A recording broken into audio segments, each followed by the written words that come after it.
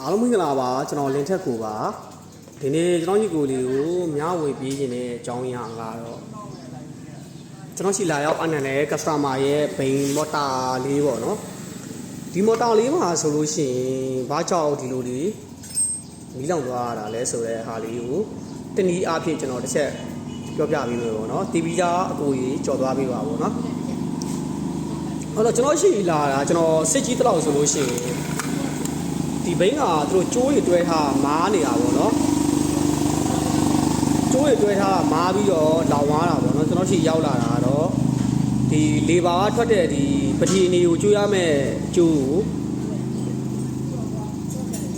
ဒီပတိအနက်စမှာသွားကျွေးထားလိုက်တာပေါ့နော်အမှန်တည်းကစပြီးတော့လောင်သွားတာပေါ့နော်အဲ့တော့ဒီမှာနောက်ဆုံးတော့ဒီလိုဖြစ်သွားတယ်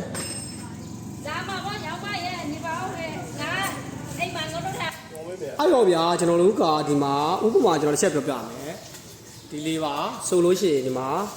တော့တစ်ချက်လေးပါဆိုလို့ရှိရင်ကျုံငါးကျိုးပါတယ်အဲ့တော့အနေစိမ့်နဲ့ကလေးပါစင်နာကျိုးအဝါတော့ကျိုးအဖြူကပတိနေဓာတ်ရိုက်ကိုတွဲရမှာကိုပတိရဲ့အနုပ်ကိုသွားတွဲထားတော့ကျွန်တော်တို့အခုလို short တွေကိုလိုက်ကုန်တာပေါ့နော်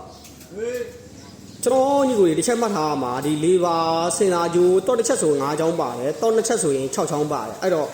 တော့တစ်ချက်ပဲပါတော့နှစ်ချက်ပဲပါဒီအဝါကျိုးကပုံမှန်တော့ကျိုးမှာပဲတွတ်တွဲရမှာပေါ့နော်။ဘာကျိုးနဲ့မှပြောင်းလို့မရဘူး။အော်လေဘာထွက်လာတဲ့အနေစိမ့်နဲ့ကလေဘာစင်နာကျိုးကလည်းလေဘာစင်နာကျိုးကွန်ထရိုလာကတ်မှာတွဲရမယ်။အဝါကလည်းတော့ကျိုးမှာတွဲရမယ်ပေါ့နော်။ဒီကောင်ဆိုရင်တော့တစ်ချက်ဖြစ်တဲ့အတွက်ကြောင့်မို့အဖြူကျိုးက